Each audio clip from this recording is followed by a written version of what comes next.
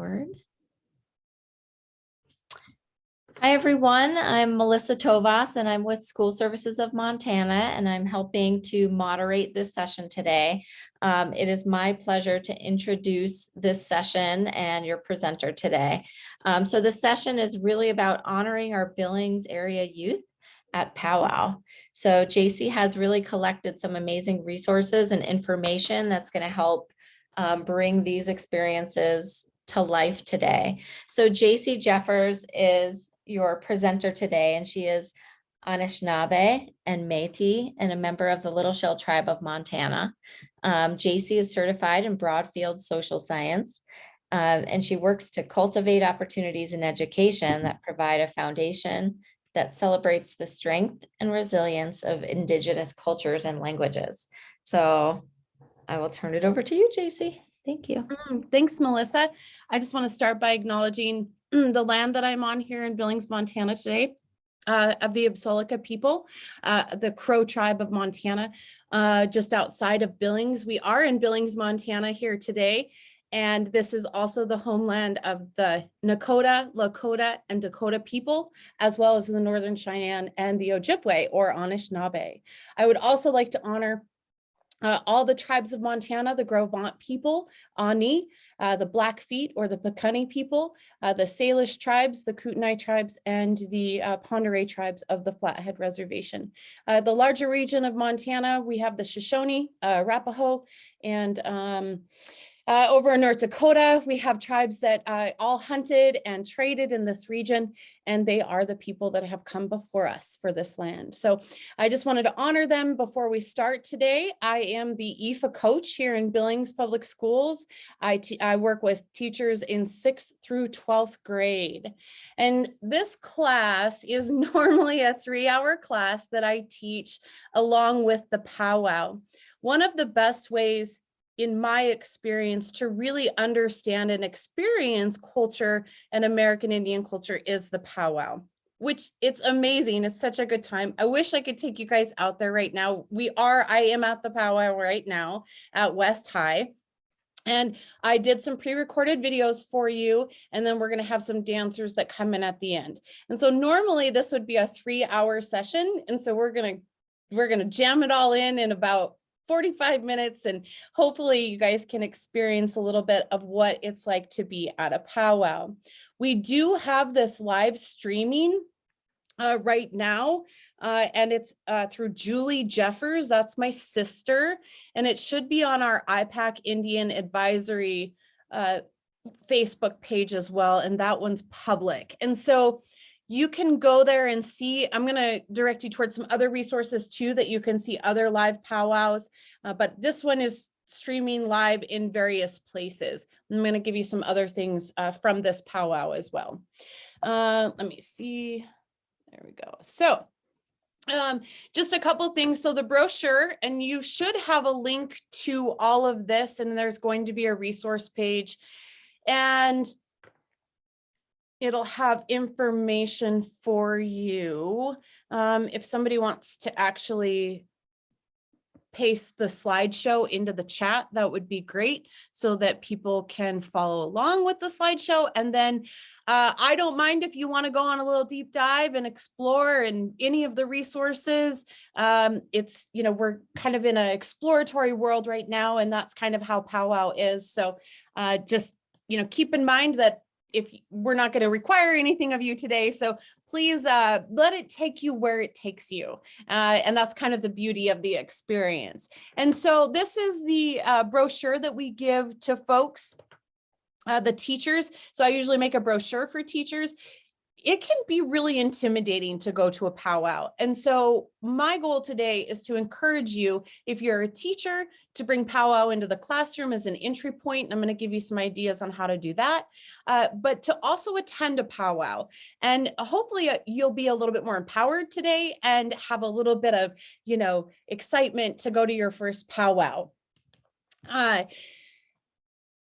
What I try to help people remember is that when you are a non-Indigenous person going to a powwow and you walk in and you experience it for the first time, it can be intimidating, and you are one of the only, non-Indigenous people in the room. And that's okay, because that's how our kids feel when they walk in the door of our schools all the time.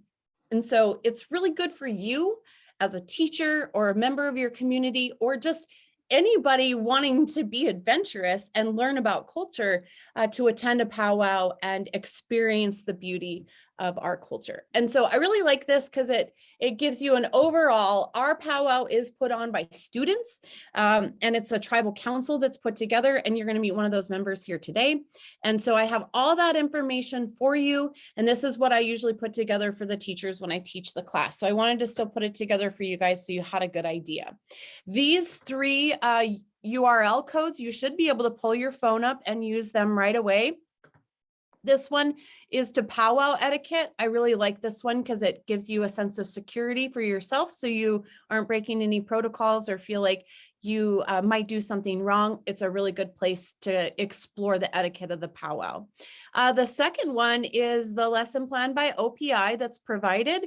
And then the last one is the powwow circuit. So you can click on that and you can see all the powwows that are in Montana. And then powwows.com is another one where you can actually watch live powwows there. They stream powwows throughout the United States on weekends that powwows are available. He usually only goes to the big powwows, so it's kind of hit and miss sometimes. A lot of powwows are often broadcast on live on Facebook too. So like the Bozeman powwow was all live on Facebook, at least Grand Entry was.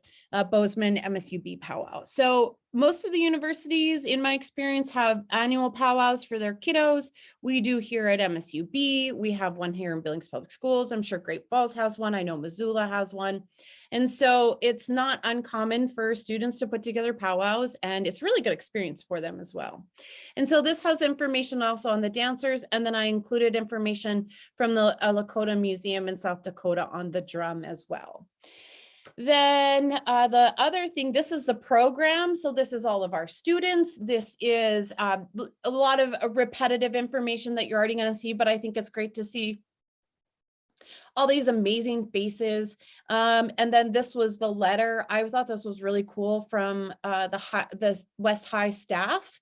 And then there's just more information for you on the kids, on our princesses. And then this is my boss, Jennifer Smith, and then Carolyn Rushi, and then me, and then all of our staff, and then more on royalty and our clubs and the kiddos. And then that's about it, but super cool to see our staff and our kids here in Billings participating in culture. The last thing I have for you is resources. And so this is a plethora of information. I've included my 2 things here today on the slideshow, and then also the brochure again, so that you have another link in another place. You can never have too many links. And I have all of this on my BPS website as well. And so I've included some lesson plans that I have kind of approved of, I guess you could say, and have been really thoroughly vetted and taken care of. So then we have some other things. This is the slideshow I use in the big session.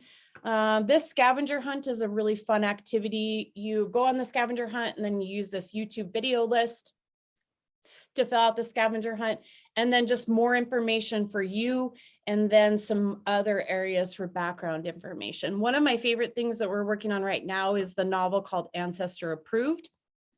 And this novel is, if you haven't read it yet, it's an anthology. It's got, the kids are vendors at the powwow, and they're going to the powwow, and there's poems, and then the kids are talking, so you can read it with just the poems, or you can read it as the commentary, or you can read them both together. But there's some great activities, and it was a little bit lower read. We use it in 6th grade, but it's a great book for ELA and things that just a window into experiencing the powwow for students. And then I did include our IPAC link there. It should be public. I don't know if they're on or not, but hopefully maybe you can get on and see, or you can go on later and see. So I just wanted to quickly talk about the essential understandings, that everything about the powwow really covers every essential understanding, from flags and demonstration to our culture to an expression of our sovereignty. I also included just a kind of a list of what I've done in the past in almost every subject area, whether powwow is an entry point or is a deeper dive into powwow and part of your content area. And so the big one I want to talk, mention here is Indian tacos, but also teaching the history and how Indian tacos were created from the result of rations not being available and food not being available. And so a bunch of really amazing women figured out that they could take the commodities that the government was giving them and make Indian tacos. And everybody loves them so much, but it's really important to teach the history as well. And so we have a tribal council interview here for you, and I'm going to have you listen to her, and she'll tell you a little bit about planning the powwow. Hi guys, we're here today at the Billings Public Schools Youth Powwow, honoring our youth powwow. This is Nishanti Deputy. She is Billings Student Tribal Council Vice Chairman, and she is a member of the Apsallika tribe. And she's going to tell us a little bit about the powwow and putting on the powwow today. So how did you become a Billings Student Tribal Council member? So home to school coordinators, they nominate students from West Skyview Senior. It's okay. So I was nominated, and then I ran for my position. Awesome. And you are a student of West High. I think I forgot to mention that. What other clubs and things do you participate in? So I'm currently a part of student council. I'm the vice president for my junior class. I'm in National Honor Society and Cultivate and Billings Culture. Awesome. When did you guys start planning the powwow? So typically you would start at the beginning of the year, but due to COVID, we didn't start till February. So it took us about 3 months to plan this powwow. But normally it takes about a year, right? Yes. Yes. 6 to 8 months. Yeah. This is, do you dance? I used to when I was younger, but now I'm putting on top. Awesome. And then what are some of the barriers that you had this year planning the powwow? So, due to COVID, we had to start our club very late. So it's like cram it all in planning. And so with that, it was very hard for me to have that time. And this was our first powwow in 2 Yeah. years, right? So you guys didn't have any notes to go off of or anything. What was that like? It was stressful, but luckily we had mentors to guide us, and they've done powwows before and put them on. So we could go based off of their experience. And who were those mentors? So it was Clint Landra. He is the homeschool coordinator at Skyview. It was Bruce Spang. He is the West High homeschool coordinator. Ashley Goodluck and Brandon Peppers up for senior homeschool coordinators. Awesome. And anybody else help you plan other than the kids? Just the kids and then the mentors, right? Yes. And then what was your end goal and was it achieved? Our end goal is just to have people from outside of the community come and watch and see powwow, and for them to know that urban high schoolers, we're still here and we celebrate our culture. It's just really for them to see it. What advice would you give to someone who's trying to start a youth powwow in their school? I would say start early, plan ahead, set goals, make sure you raise a lot of money, and get someone with experience. How much money did you guys raise? We raised about $4,400. And what do you use that money for? So we paid for prizes, renting, food, and elders. And then what advice would you give to somebody who might be a little bit nervous or apprehensive about going to their first powwow? I would just say, don't be nervous. You're welcome, and everyone here is just here to have a good time. How would you describe the powwow as its importance to you as a tribal member? Importance as a tribal member. Like, why is the powwow so important to you? I just really want to show my culture. Again, we are still here. Native Americans are still here in Billings, and we're just trying to show that our culture isn't diminishing. We're trying to Yes, thank you so much. Good luck today, and we'll see you later. Thank you. Okay. So then I have grand entry for you as well. Hi, guys. We're here Oh, today stop. at There we go. Okay, here's grand entry.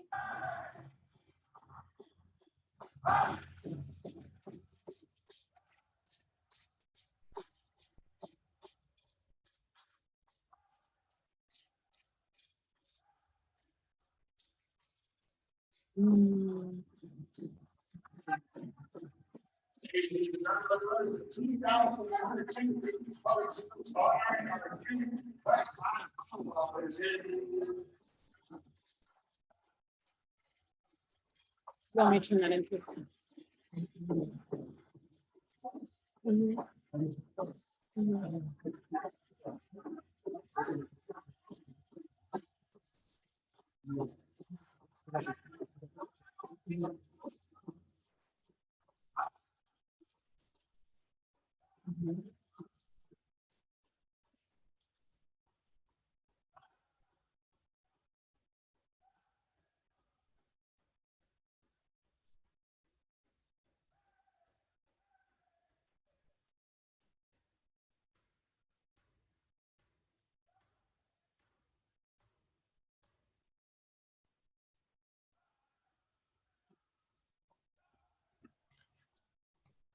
Jacie, we lost sound.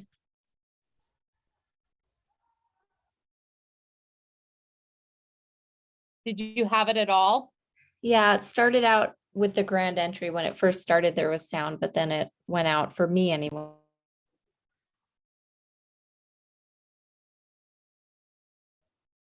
How's the sound for everybody else? It was pretty muffled, even with grand entry, it's pretty muffled. Oh, bummer. I'm gonna let you guys see it a little bit at least, and I'll do some commentating. How's that?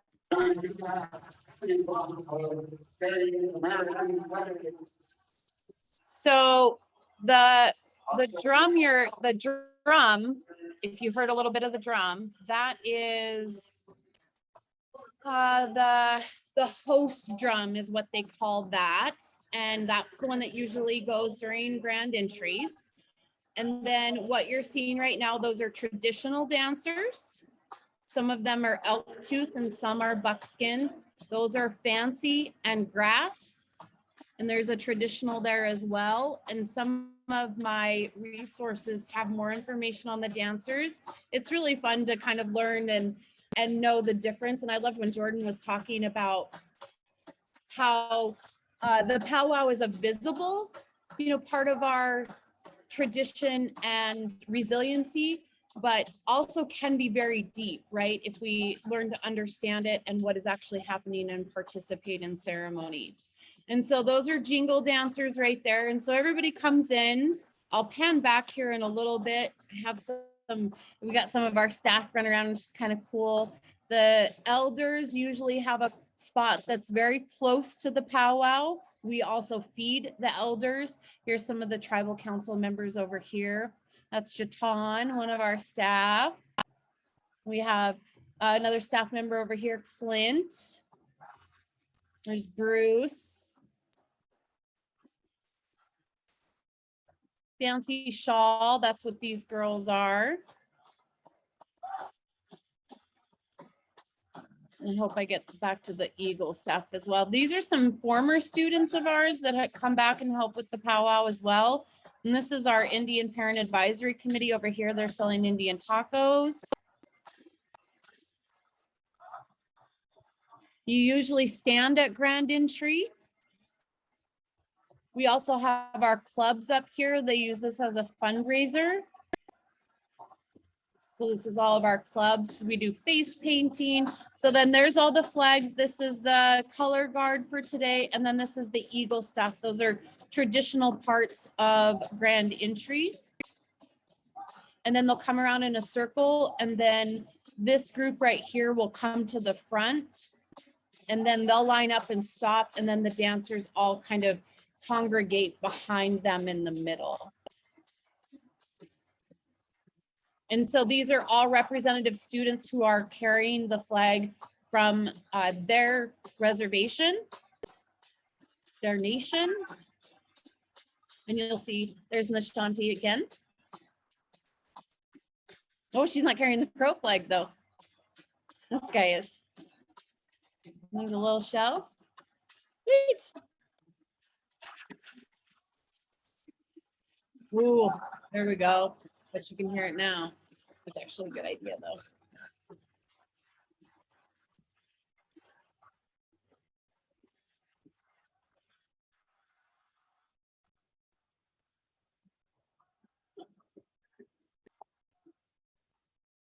You see down there, this guy is down here. He's a former student.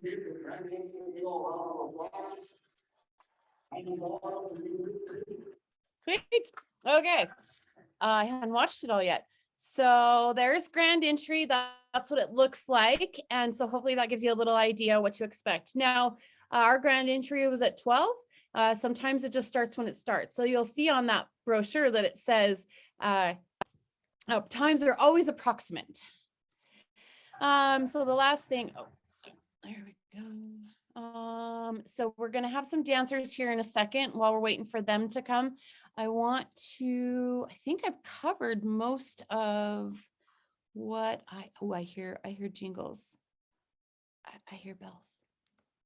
That means they're coming. So Callie is an advocacy award winner from 2021. And she's got some kiddos that are dancers.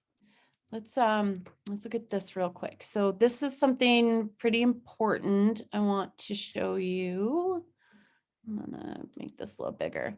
So the clothes the dancers wear are called regalia or outfits, not costumes. I think that's a really important thing to know. Photos, I get questions about that a lot too. If you're going to do a close-up of a kid, you'll want to get permission from the parents or the dancer.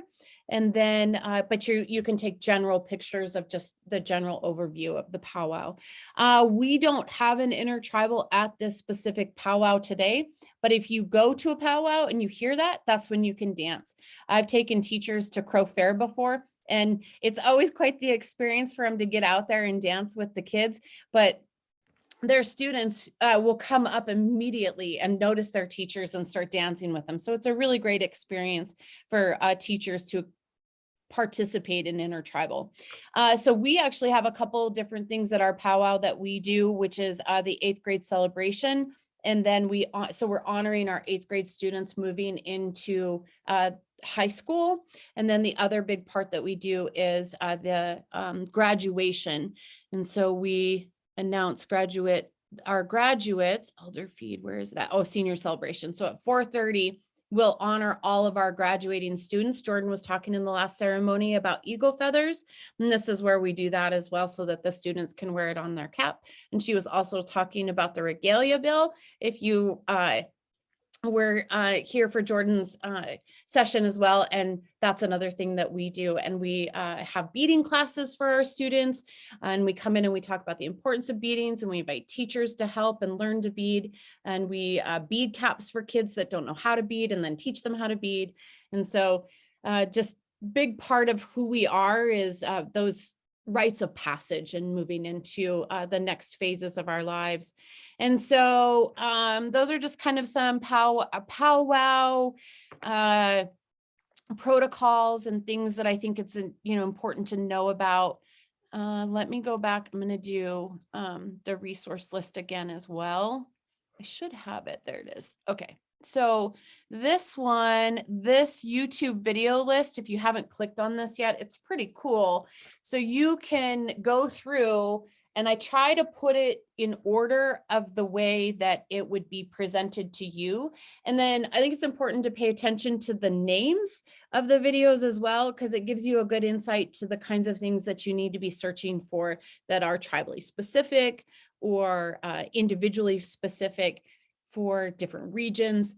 And you'll notice different powwows in different regions of the country, and even in Canada, are going to be different. The tribes are going to be different. So what you've seen, the 6 dancers, the types that you've seen are pretty specific to the Northern Plains. Every once in a while we'll get a hoop dancer, but hoop dance isn't necessarily practiced as intensely in Montana as it is in the Southwest.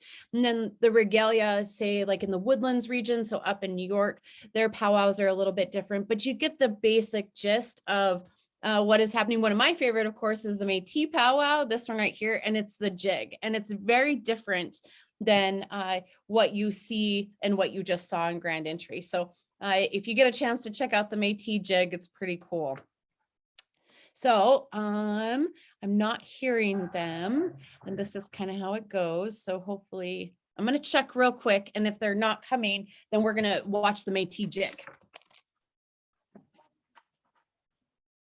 I don't know if she knows. This is the way it works, right? Trying to get kids over, and this is why I pre-recorded. So they were both really, really nervous. So I don't know if they're going to make it or not, but that's okay. So we're going to watch a jig real quick. Let's see, copy, and if they come up, we'll just, so this is Métis. So this is my culture. Connect app from Culligan Water works with our smart. We got it. You know, it's a good one and a popular one if you got a good ad, right? Okay. There we go. So this is pretty cool. Powwows.com. That's the one I was telling you about that has. So this is a Métis jig, very different than what we typically think of as powwow.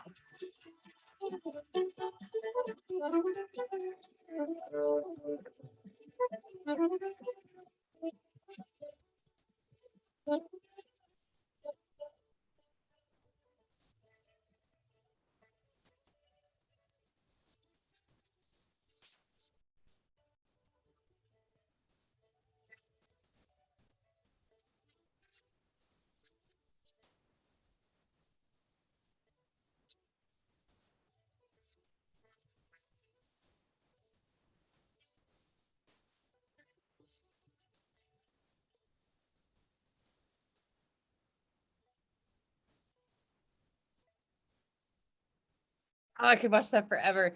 I love the jig. It's so different, but there's so much about the circle. So the circle is sacred, and it's almost round dance in some level as well. So you can see the influence. If you don't know Métis culture, Métis is French, Irish, Indian. It's a mixture. So when the trappers came to this region, they mixed with the Ojibwe, and it's its own culture and has its own language called Michif, which is a combination, which is what my great grandfather spoke. And it's a combination of Ojibwe and French. And so my dad, when he was taking French in high school, he was like, oh my gosh, I remember grandpa talking like this. And so in Canada, when folks go to identify their ethnicity on a government form, I hear jingles coming. Maybe. I don't know if we're going to get Caleb and Sienna. I might have to do a video of them and include it later, and maybe we can have it available for folks if they want to see the kiddos. And so in Canada, you can click and say and identify as Métis, which is a completely separate culture in Canada, not in Montana. I mean, it is in the United States as well. It's just not identified by the US government. So it's just really interesting how Canada has approached the Métis culture. And I think it's like third identify as that. So pretty interesting stuff. I love, there's so much. Grand Entry at Crow Fair in 2008, Fancy Shell competition. I think it's important to remember that the powwow is a competition.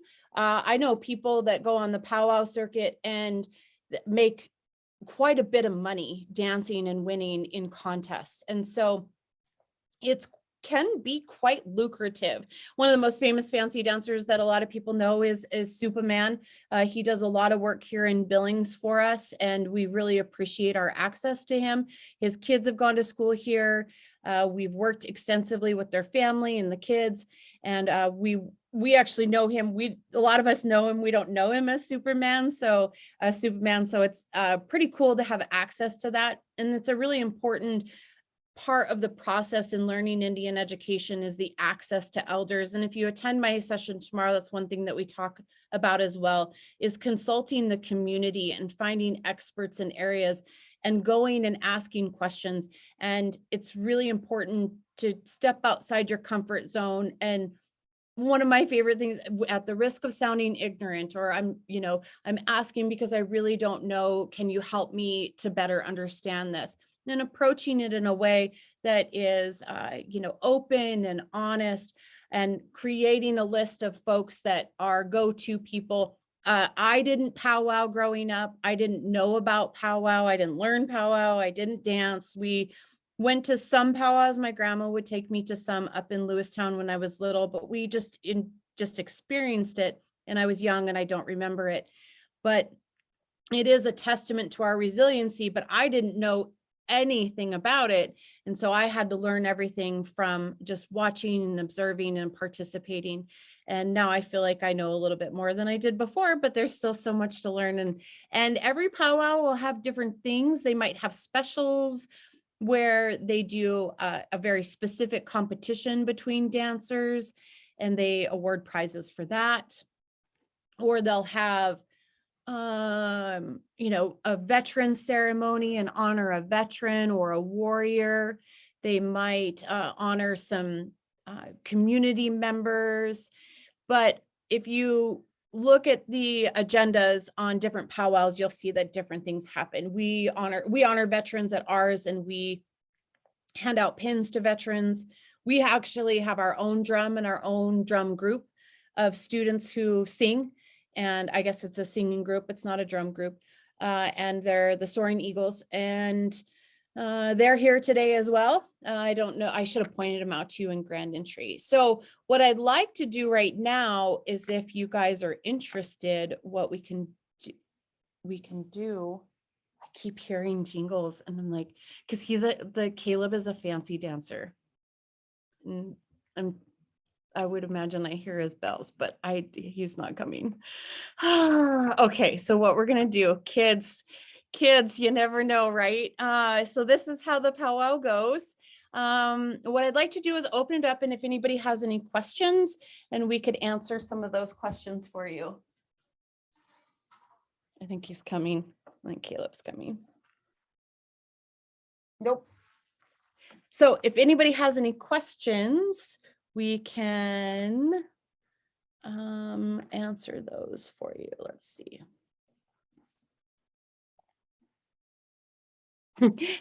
I'm going back and looking. Indian time, yes, that it is a real thing at the powwow, right?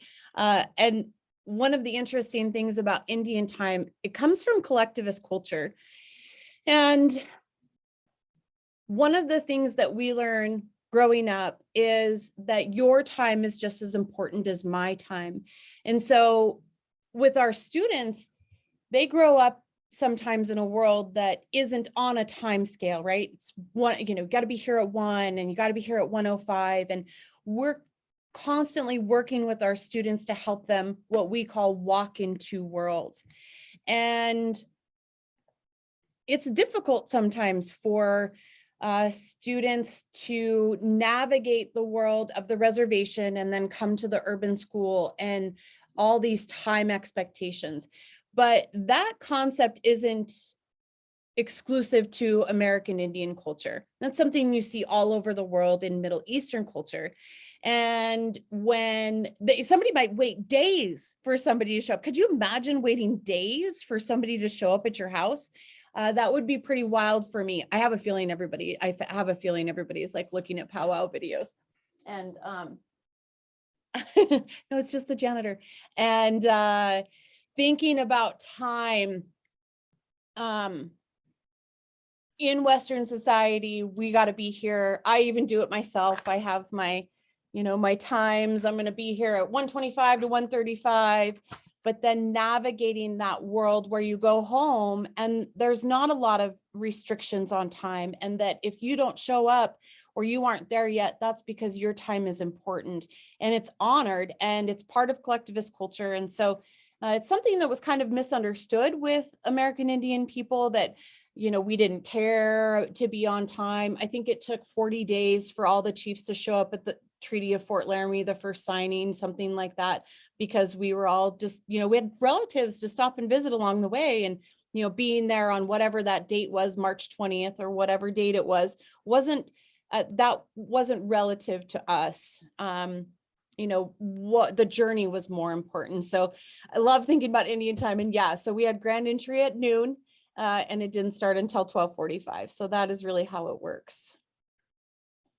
I do have a feeling that people are like exploring resources and stuff, which is great. That's what we want them to do.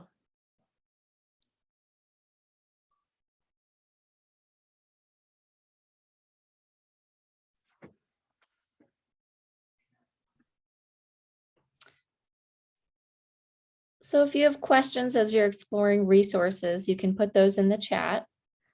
I have a small question, but maybe has a bigger significance, but I was wondering about the shawls that we saw at the powwow. Do you know the significance of those around the arms?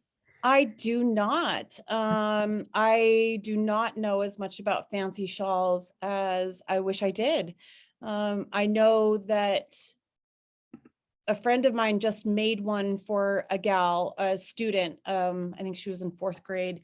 And, the time and effort is significant in it, the gift of it, the choosing of the patterns, and how, regalia has a lot of meaning. And so that's as far as my understanding goes. It does originate with the Ojibwe people in the Great Lakes region. So that's about all I know.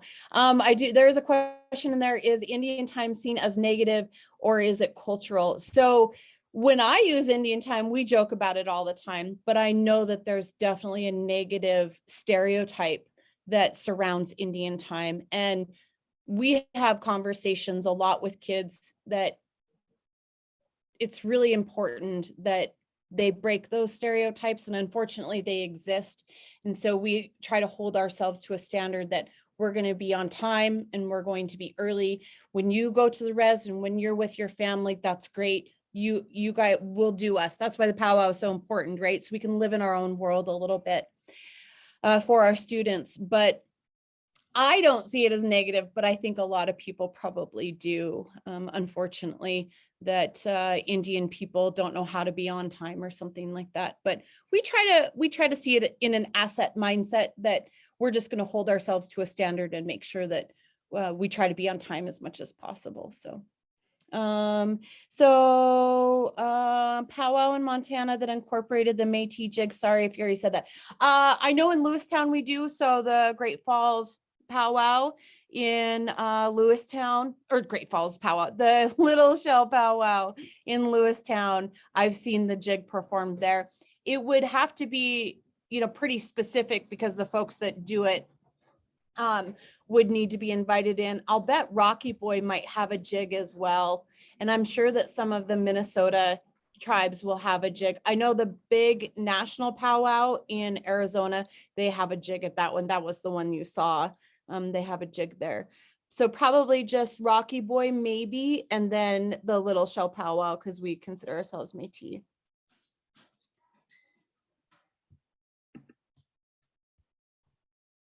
Yeah, you're welcome.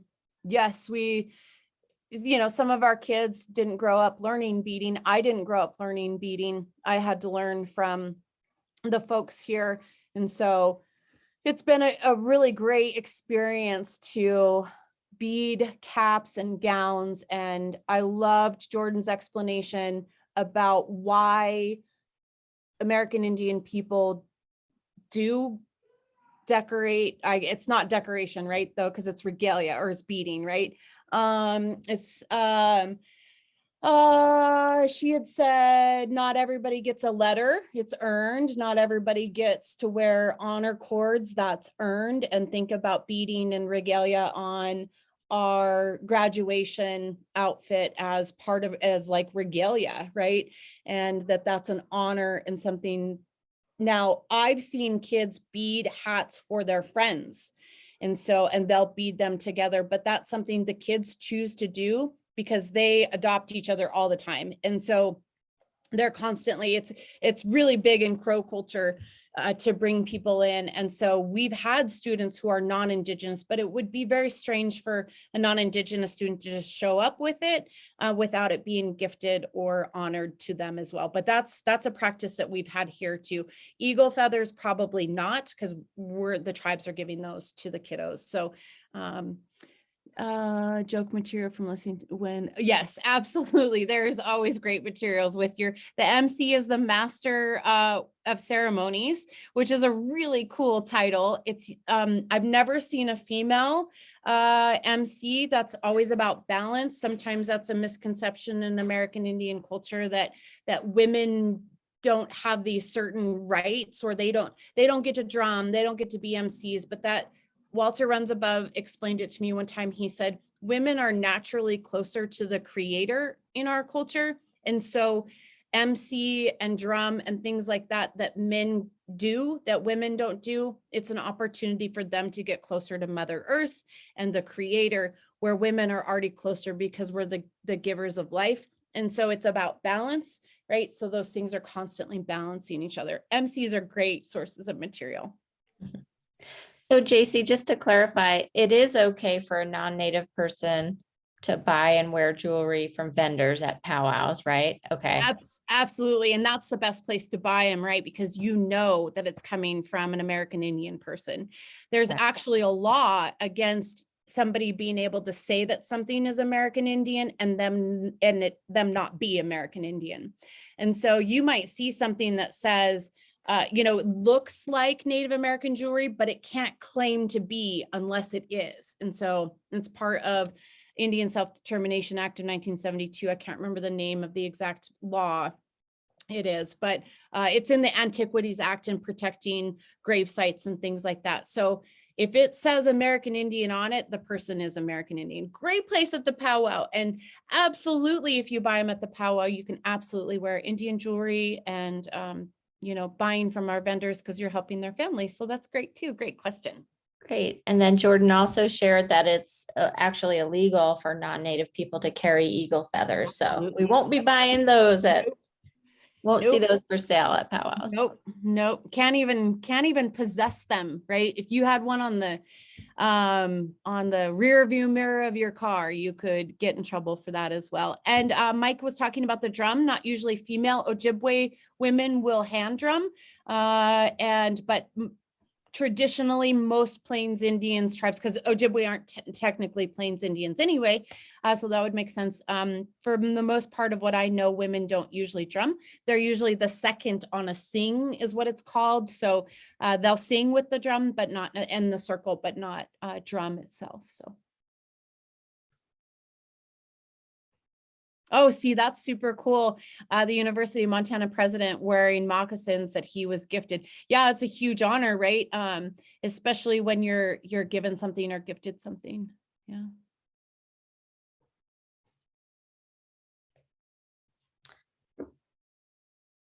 Great. Well, I just wanted to say thank you to Jacie. Yeah, yes, I know there's a lot of appreciation in the chat as well. But thank you so much for making the powwow that has been planned at Billings accessible to everyone, which was really cool to see. So thanks for making that happen, and for you juggling multiple places at multiple times and thinking about your support in both places. So we appreciate you, and I'm excited to look through those resources some more too. Yeah. And tomorrow I'll be at home tomorrow.